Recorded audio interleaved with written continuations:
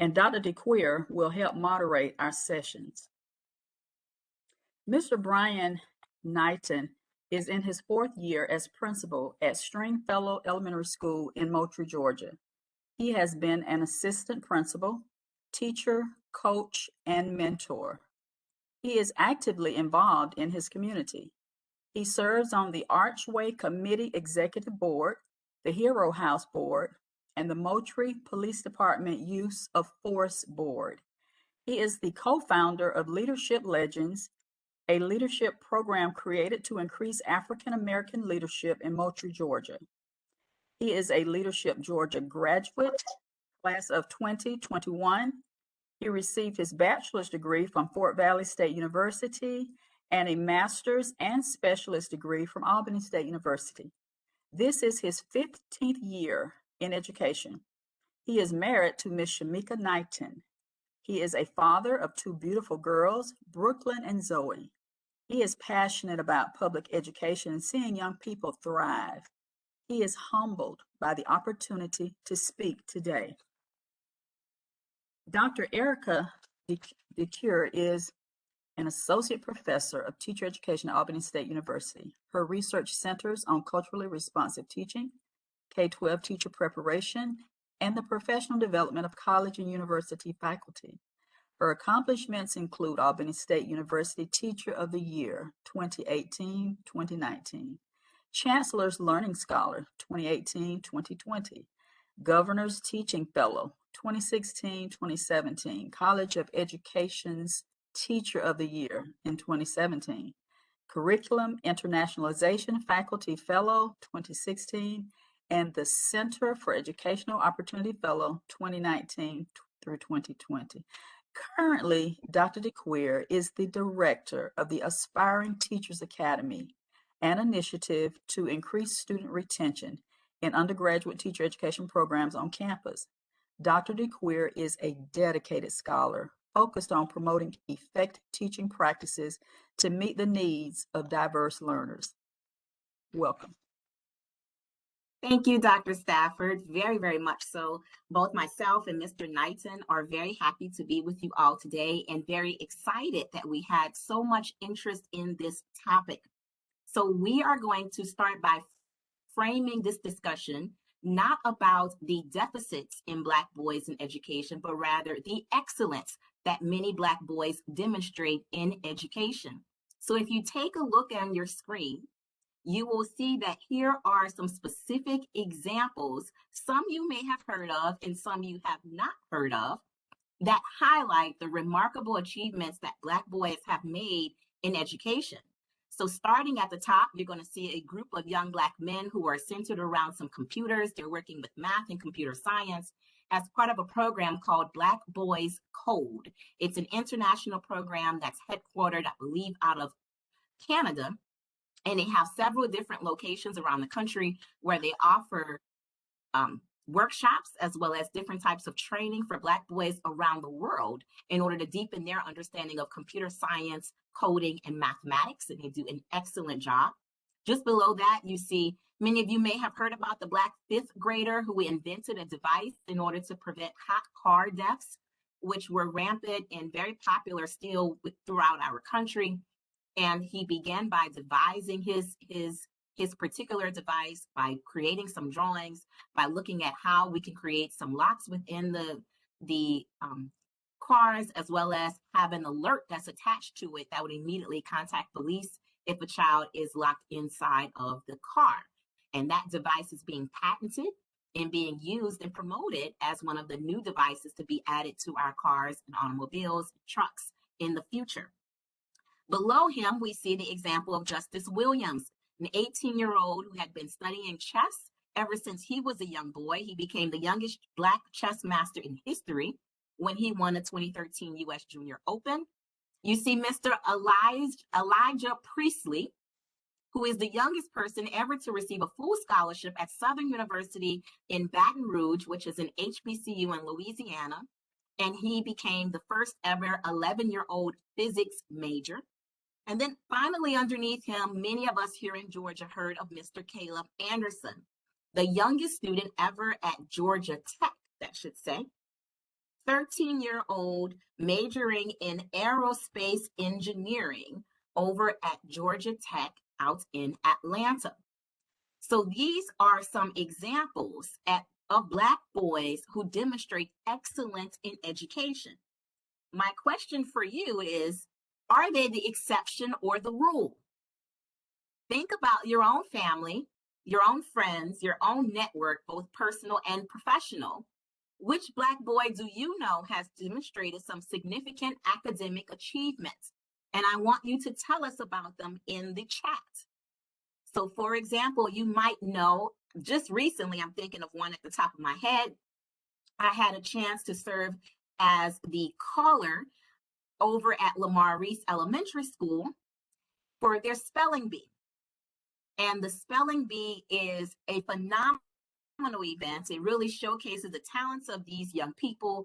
They compete within their classmates in order to sit on the stage, and then there's a certain number that sit on the stage. The last two remaining champions is what they called them, who competed for the top spot at the school, were young Black males in 5th grade, 2 Black male 5th graders, who then went on to the district level and then the state level to represent their school, Lamar Reese. So that's some significant academic achievement from a Black boy. I want you guys to go into the chat and tell me some others. So Dr. Mons just shared with us about Malik Mons, her son, who campaigned and won a seat at the 4-H Southwest Regional Senior Board. That's certainly an example of Black boy academic achievement. And I know that there are many others. Think about your brothers, think about your cousins, your nephew, or someone that you have heard of who has demonstrated some achievement. Hi. And I'll be quiet for a second and let someone share out who might want to share out to the audience. Say that again. Someone who demonstrates significant academic achievement, a young Black boy that you know. Either in your family, please drop it in the chat. And while you guys do that, I'm going to ask Mr. Knighton, who is an example of academic success and academic achievement as the principal of Stringfellow Elementary School in Moultrie. Why don't you tell us a bit about your background and your road to success to achieving that title and role in Moultrie, Georgia? Well, good afternoon, everyone. First and foremost, thank you, Dr. DeCuir, for hosting me today and allowing me to be a part of this great series. Welcome to everyone that's on the call today. I'm ecstatic to be with you. So my road to success is one that started with first and foremost just having great teachers and educators in my life. I was a big sports guy growing up, and so a lot of the grit and the determination that has helped make me who I am today started from a sports end, and I was able to channel that and use that same energy into education today. But growing up as a young boy here in Moultrie, and a lot of the students in which I serve here in my building, they have the same path, I guess, as me. I had a very strong mom, but a father. I didn't have a father growing up, but I did have strong uncles that rallied behind me, that went to HBCUs, and so growing up, having that support network around me really helped to pave a path for academic success. So I was surrounded by going to homecomings and to the festivities and just all of those things, and so that really helped along the way. Being able to be immersed in literature, that was a big thing just growing up that my mom was really big on. So we stayed going to the library. Even if we had to walk, we would walk and go to the library. But so a lot of those things that we have in place at school today are some of the same characteristics as a child that I was immersed in, and I'm very thankful for that in that regard. So Mr. Knighton, I think that you touch on two very important aspects of the relationship of that surrounds Black boys and the environment that Black boys are in. And you hit on something that is key and a central thread when we look at the education of Black boys and how they're able to achieve academic success. We see that the difference is the environment.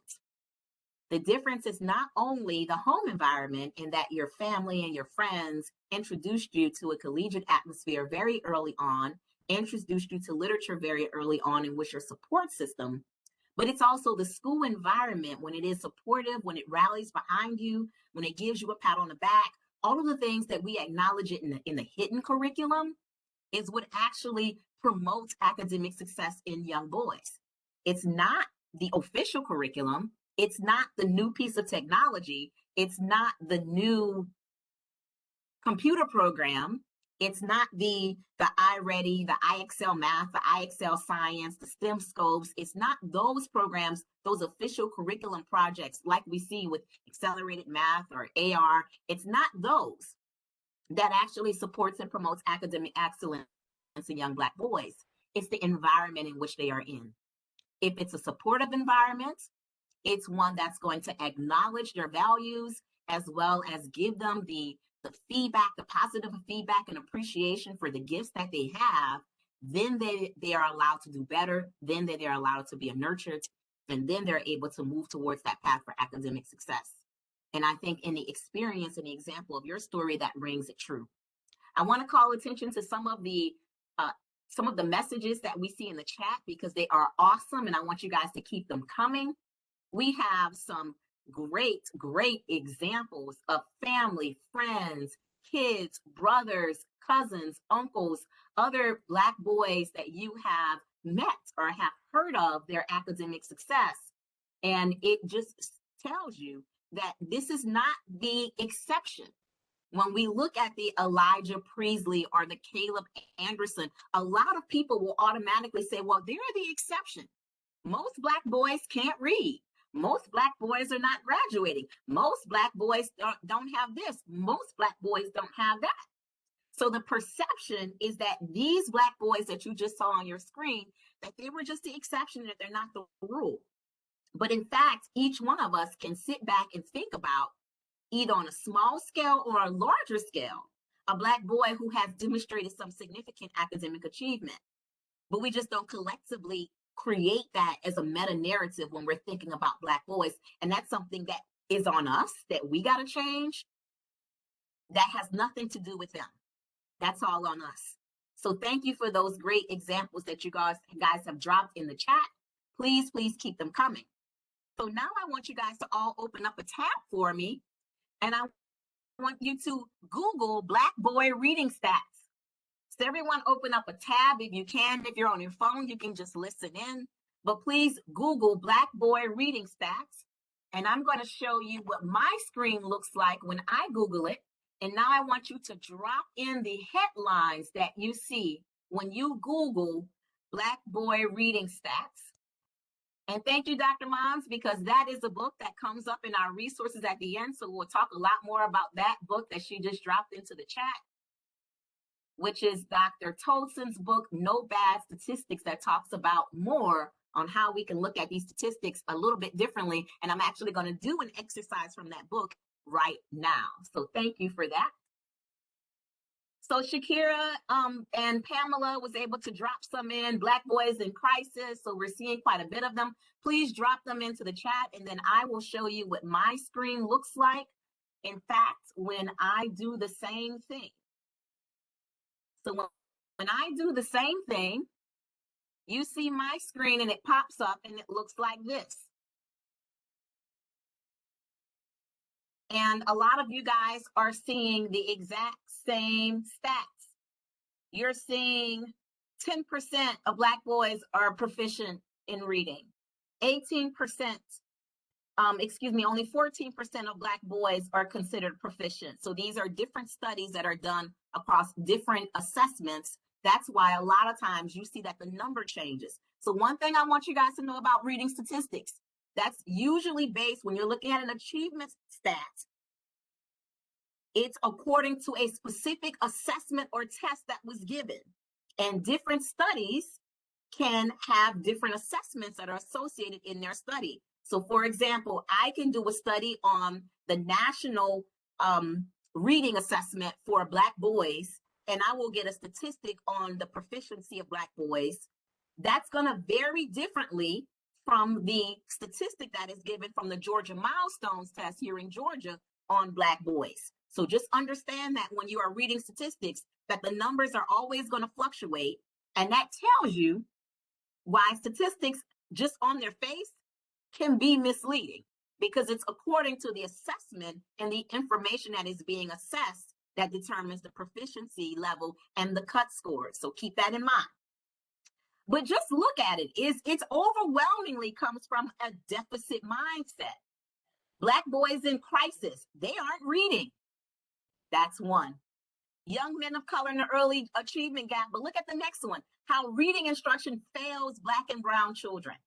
To save Black boys, we must teach them how to read. Black Americans must help boys learn to read. So you're getting this over and over again, and it's creating a meta narrative about Black boys and their reading proficiency. And what is it telling you over and over and over again? What is it telling you? You guys can drop it in the chat if you like. What is it telling you? We can continue scrolling down. How do we get Black kids' literacy to matter? The shame of Black America is that Black boys can't read. So over and over again, we're getting this meta narrative that Black boys cannot read. Thank you, Gladys. Over and over and over again. And in fact, when you drop in almost any statistic about Black boys, you can substitute reading for math. You can substitute reading for history, for science. You can go ahead and Google and try it. Substitute the reading scores for math or for history or for science. You're going to get the same thing. What's going to continue is this line of image after image, study after study, reading after reading about how deficit Black boys are in achievement. And it creates a meta narrative. It creates an idea and perception of your head when you sit down as a teacher, a counselor, or a principal, that this Black boy is not going to be able to read. And that is the perception, that is the bias that we approach Black boys from the very beginning. Even though there are examples of Black boys who demonstrate excellence in education, too often we operate out of a bias from the very beginning that this child is going to struggle, that this child cannot read, that this child cannot do math, that this child cannot do science, and that these children are disadvantaged and they are low. We treat them as such, and then we wind up creating the very scenario at which we are trying to fight against. So one of the things that Ivory Tosin talks about in his book, No Bad Statistics or No BS, is how we have to look at reshaping the way in which we read stats. That's just a little snippet of it, but you are welcome to read the entire book. And thank you, Dr. Mons, for dropping it in the chat in the link. But just a little snippet of it, I want to give you guys a little bit more background here. The NAEP scores, where they're reporting that first statistics about the 8th grade proficiency level at 10%, that came from the NAEP scores, which are it's a national assessment of achievement based on a sample group of students across the country. So a sample, meaning they do not score everyone. Every student in the whole entire nation is not given this assessment. Every student inside of every state is not given that assessment. Every Black boy did not take the assessment. Every Black child did not take the assessment. It was a sample. And when they report the results, they're reported in 4 ranges: below basic, basic, proficient, and then advanced. Now, what the statistics are not telling you is that if you just look at the 10% of proficiency, you are forgetting the other areas in which the score results could fall. They may not have scored proficient, they may have scored advanced. How many students, what was the percentage of Black boys who scored at the advanced level? Did you read any of that when you Googled it? Anyone saw that when you Googled it? What was the percentage of Black boys who read at the advanced level? You don't get that when you just Google it. And then how many scored at the basic or what's considered on level? You didn't get that statistic as well. So when you actually combine the achievement from Black boys with proficient, advanced, and the basic categories, it totals over 79%, 79 point dot, dot, dot. So this in fact means, if you were to revisit that statistic and look at it differently, majority of Black boys are reading at basic or higher levels according to that NAEP assessment. But why didn't that come out in any of the Google results that you saw? Why didn't that come out? Are the stats misleading? So I want you guys to drop it in the chat, your thoughts on that. And Dr. Mons added a little bit more to it, in that Black homeschool boys and girls did not take that assessment. So they're not even configured in that sample that is given. Another thing you have to know is a lot of times private schools, because they have to, they ask the student, it's an invitation. So NAEP is not just automatically given to everyone, even in a sample population. There are certain schools that they invite to be a part of it, and then the school can have a choice, and particularly a lot of private schools who choose to opt out of it. So this is a sample of a sample of a sample in which you are basing this determination on. But what happens when it gets included in your Google results is that people take it as fact. How do people find out information about anything? They Google them. They Google it. So if you Google anything that's related to Black boy reading stats, just like we did here, or math or science or social studies, or replace reading with any other achievement scale, you're going to find that same meta narrative. Is it misleading? And then what do we have to do to be better thinkers, to look at reading stats and to check our own biases when we approach Black boys in the classroom? So next, I want to highlight some specific areas, though, that we do see some disparities. We do see some disparities in some specific areas. And the number one is in discipline. We do see that for the population of Black boys, they are disciplined at a much higher level. And in fact, I'm glad that we have Dr. Gatewood, Dr. Mons, and Ms. Jones, Joy Jones, on the call, because there was an excellent study that they looked at the different school districts in Southwest Georgia and looked at these disparities that we see in discipline and in achievement as well. So if any of you guys were on the call, wanted to drop some of the information that you gleaned from that, please do so. And I'm going to ask Mr. Knighton, as a principal of an elementary school, which is where we begin to see these disparities, they emerge in preschool, where Black students make up just 18% of children in U.S. preschools, but make up half of those youngsters who are suspended at the preschool level. So Mr. Knighton, tell us, what do you do as some of the specific strategies in order to remove some of the biases that you see against Black boys and create a more fairer and equitable disciplinary environment for your students at Stringfellow? Yeah, so Dr. DeCuir, one thing that we engaged in last year here at Stringfellow is we went through implicit bias training. And it was actually a part of a study through the University of Oregon, and our director at Central Office. She put that together, and what we found was it was very eye-opening. Just biases that we all have just in general, but tailoring it even more to just the population of students in which we serve. And what we found was teachers really had to. Teachers, myself, everyone, when it came to discipline and just dealing with children of color in general, it really made us stop and pause before any just immediate decisions were made, or how we interacted with the children.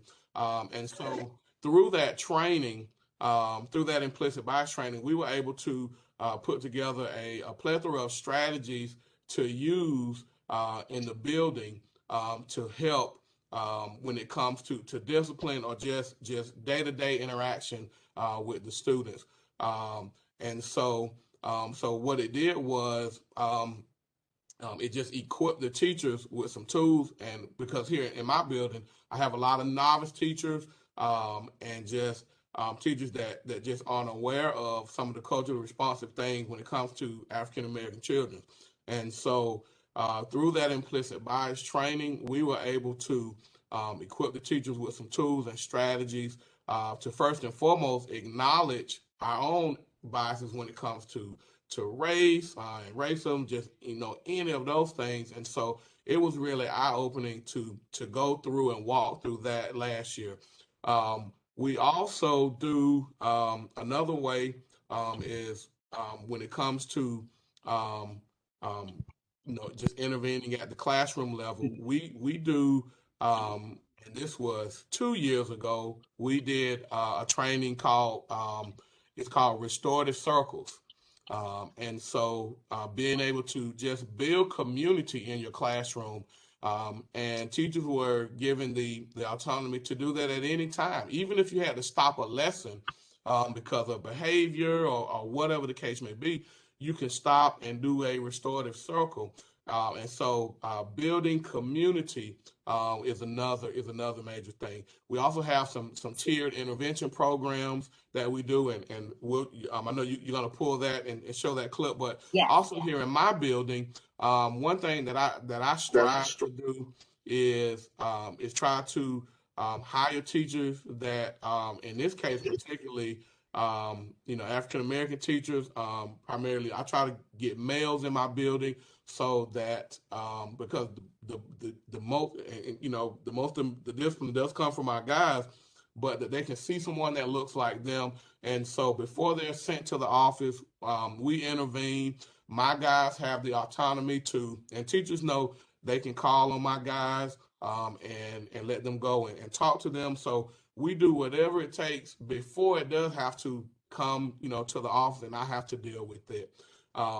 And so, but those two trainings, that implicit bias training and that restorative circles training, were two major things that has tremendously helped. And it's an ongoing process. You all know how it is as we have new initiatives going on, but what I'm learning as a building principal is how to sustain those things. That's the most important, because you can start them, but the sustaining and the implementation long term is really what I'm learning more about and focusing on as well. Another thing that we do is, and my counselor and I work with him and support him.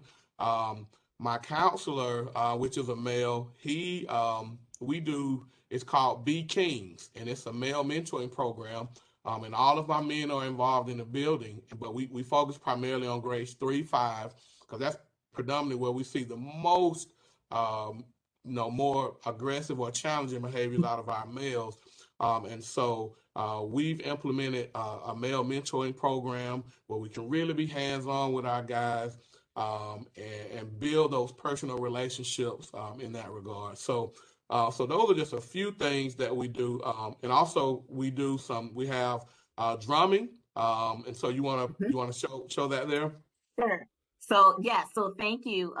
What I would like to do now is show you guys an example of a tiered intervention strategy that they use. And he talked about how they really try to incorporate something that is culturally responsive in terms of intervention and supporting all of their students, but particularly their Black boys. So you're going to see an example over at the school where the students are sitting in the room, and instead of just sitting there, like we oftentimes see students who are in school suspension or ISS, or they have some sort of infraction, you're going to see how this is a different approach to doing it that supports students' social emotional learning. So we're going to start that now.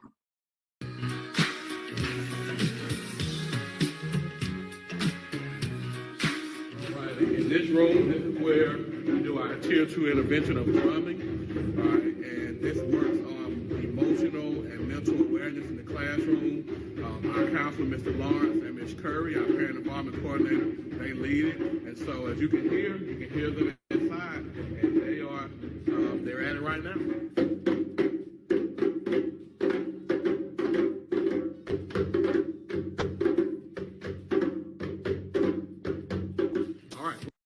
So you just see an example of that, and I think that is an innovative approach that you don't see taken at a lot of different schools.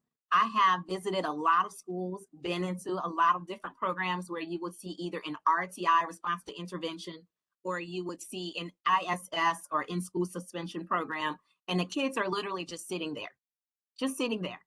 And here is an example of how you can use a different type of approach to get students to think about their behavior, to think about their own learning, and then engage it with drawing and engaging in some sort of cooperation between them.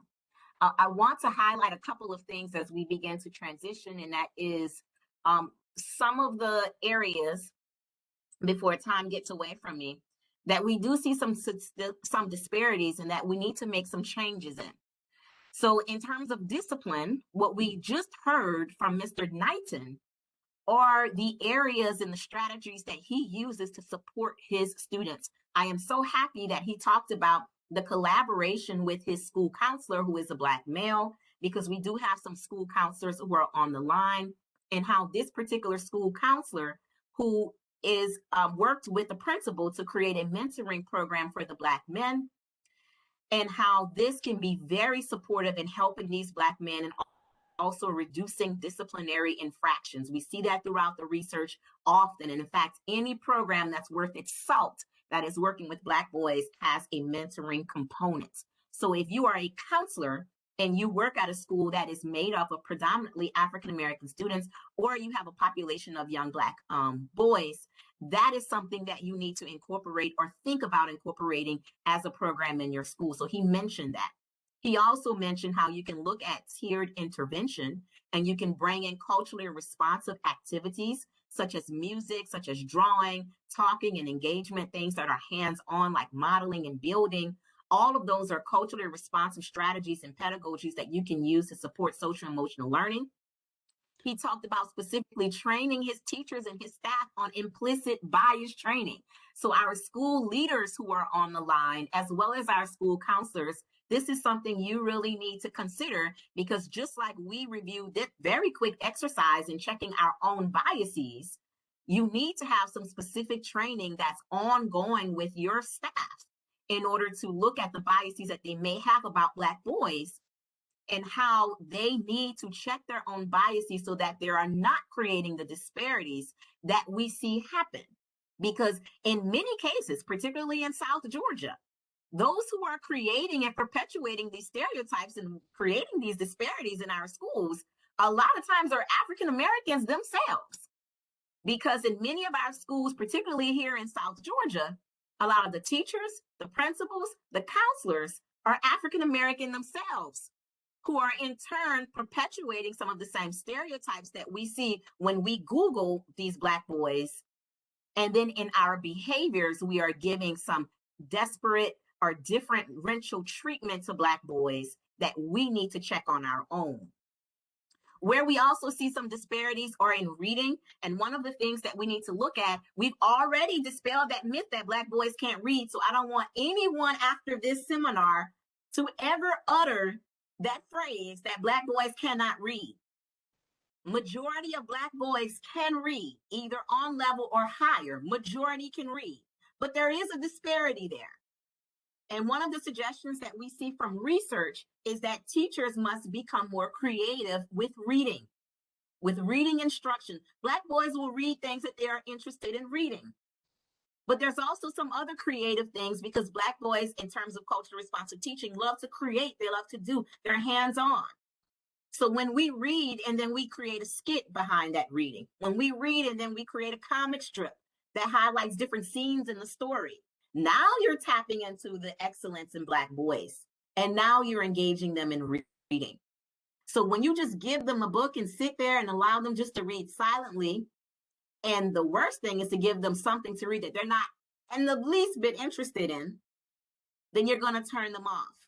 So you have to pair some books that they might be interested in addition to some creative reading and writing activities, as well as introducing on a scared in terms of a tiered assignment, more high level readings that might be a little bit outside of their comfort zone. So we know a lot of times they want to read about sports or they might want to read about cars like many boys do. But we know we need to introduce them to other types of genres, other types of topics. But you have to tier, you have to scale it up. You start with what they're interested in, and then you bring in a different type of literature in a different genre that is similar in theme. And then you as a teacher have to connect the themes and do a text to self, text to world, so that there is some engagement in what they are reading. So we got to get more creative there as teachers, as educators.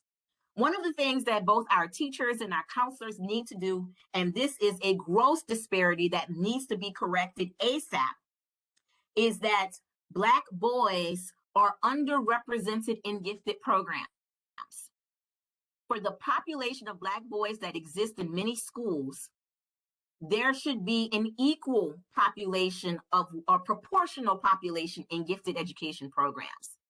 So Black boys are underrepresented and overlooked in terms of being identified for gifted courses or being recommended at the gifted level. And that's elementary school, guys. You are recommended for gifted in kindergarten, first, second, and third grade. Over 85% of the students who are in gifted programs are recommended for gifted in elementary school prior to fourth grade. So all of the ECEC teachers who are on the line, you guys need to do a better job. And certainly representation matters. We had a Black male that graduated from our program of about 4 or 5 years ago, and he went to a middle school. And he was the only Black male teacher for that entire grade. And at that middle school level, he came back and he told me, Dr. DeCuir, I have recommended several Black boys who I can see are just geniuses, and they should have been in gifted program in first, second, or third grade.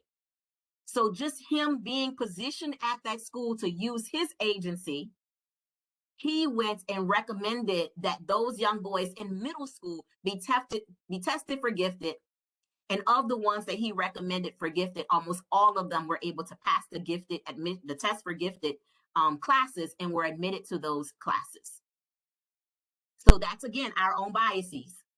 We are not recognizing the genius that's before us, and we're not taking the extra step to say, this child can you benefit from some more high level, more rigorous studies. So let me go ahead and recommend him for the gifted program. Another disparity that we're seeing are in the high school graduation rates, as well as the college admission and college graduation rates. And this is not a Black-white thing. This is not between Black students and white students. This is a gender gap between Black boys and Black males and Black girls and Black females. Because the Black females right now, in terms of graduating high school, graduating college, we're seeing it on par with almost any other group. And in fact, one of the things they're working with right now are Black females in terms of this loan problem. There's a loan crisis right now with a financial debt and student loan debt of Black women who have the highest student loan debt as a group compared to anyone. And that's because Black women have higher rates of college admission and college attendance, but we're also taking on a larger amount of student loan debt to do so. So now there's a whole nother crisis in that people are saying, yes, Black women are doing very well. They're graduating from college, but you guys are taking on way too much student loan debt. But that's a conversation for another day. So there is a difference in terms of a gender gap between the high school graduation and the college admittance and graduation rates. And a lot of that has to do with educational opportunities. And a lot of it has to do with access to internships and access to extracurricular programs And if there's anything that we can do for Black boys at the college level to smooth out the high school level and the college level to increase our graduation rates, is experiential learning. We have to get more Black boys involved in internships beginning at the high school level, or experiences in different types of fields where it's hands-on and they can see the link between their curriculum and their coursework in real life. And we have to do it at the college level in a much, much deeper way than what we're doing. Thank you, Ms. Jones. So now I want to end and wrap up. We've already had a little bit about Stringfellow Elementary School and about some of the strategies that they use. But now I'd like to ask Mr. Knighton if you wanted to give us a little bit more information about your school, tell us where you're located, and some of the highlights that you do to support Black boys and all of the students at your school.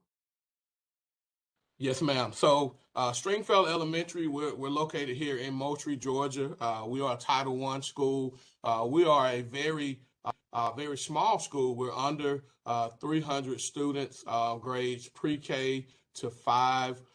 We are in the inner city, and so I serve the population of students is primarily African American students. We're about 75. We're probably about 75% African American, about 20 Hispanic, and about 5% Caucasian. And so we serve blue collar families. The majority of my parents, they work in the factory industry, Sanderson Farms, National Beef.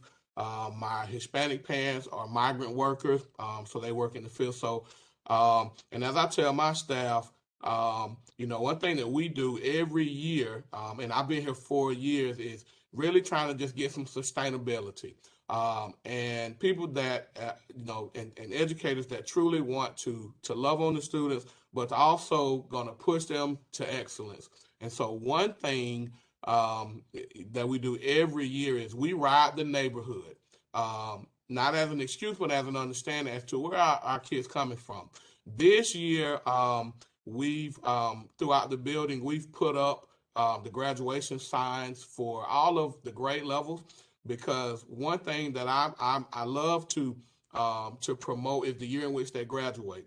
And so as kids come in, they hear our morning announcements. We do a daily video of morning announcements. So they hear our mission, our vision, our motto. Our zip code does not define us. That is our motto here. And we kind of coined and crafted that last year. And what we mean by that is, doesn't matter who you are, where you come from, but all that matters is where you're going. And we are charged here at Stringfellow. I charge our all of the adults. We all have a vested interest to help live out that mission. And so I'm looking for just passionate and dedicated educators to come work at Stringfellow Elementary. And as I tell people, you have to truly love doing this work and love children. And so those are just some things that I'm, that I instill here and just looking forward to. So I love to hear from. I know we got a lot of upcoming graduates and freshmen, sophomore, juniors. I love to connect with you in that regards, because we are definitely passionate here at Stringfellow, and I love to have an opportunity to engage with some of you all.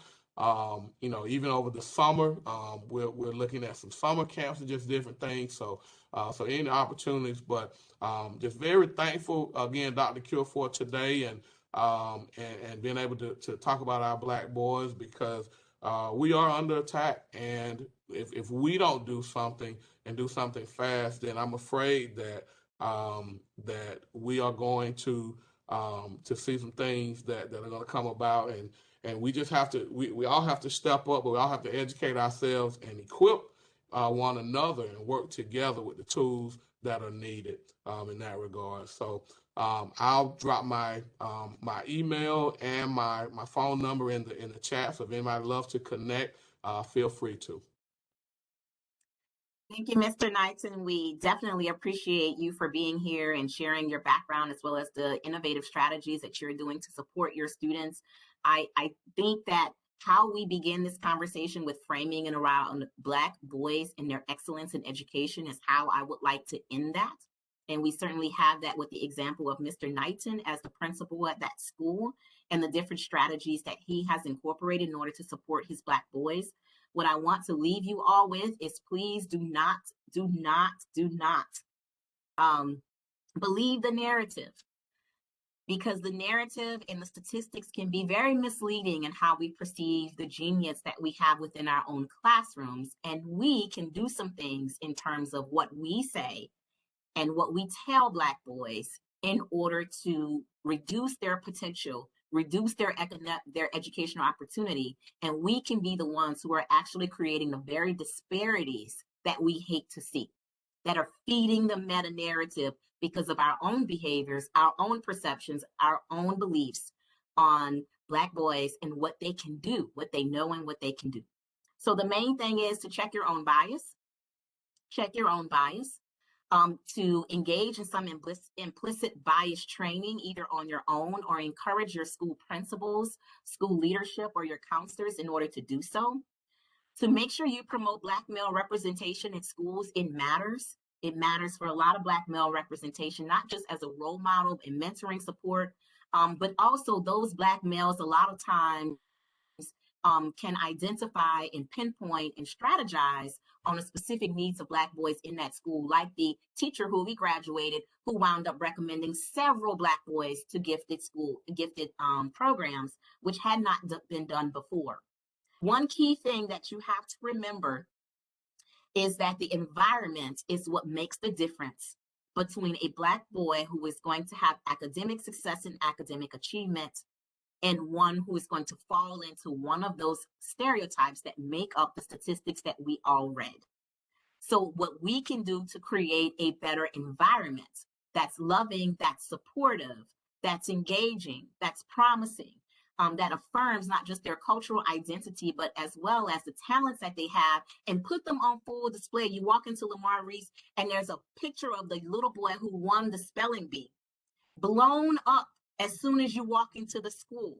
And they have congratulations. His name is Kavion, and had his name there with his picture. And the little boy is smiling the biggest smile that you've ever seen. And whoever walks into that school after the spelling bee from now until the end of the school year will see his face.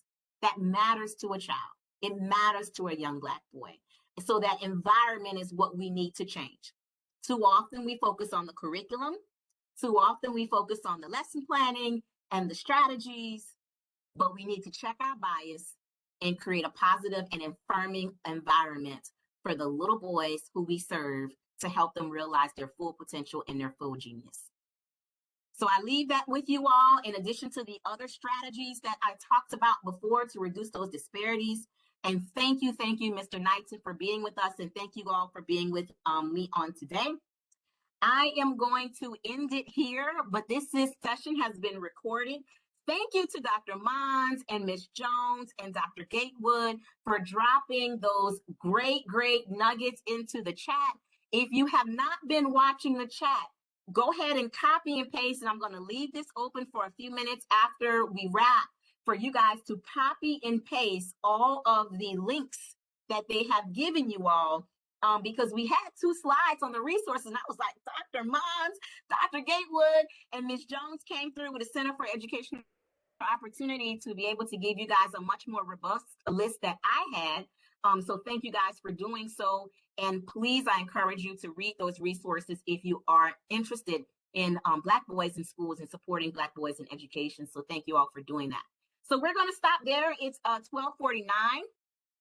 All of the students who are here, you are welcome to drop your names, but we also have your names in we also have your names to verify attendance in the attendance roster. So this was recorded and we are able to verify your attendance if you were not able to write your name. So no worries on that. And we do have about 10 minutes left. If there were any questions or comments that someone wanted to add as we wrap up. And thank you all. I'm seeing it come through the chat. So thank you all for those sincere messages in the chat. I do appreciate it. So if we don't have any other questions or comments, I appreciate you guys for coming. This was a great session, and you all have a great day. If you want a copy of the recording, please let me know. Thank you, guys.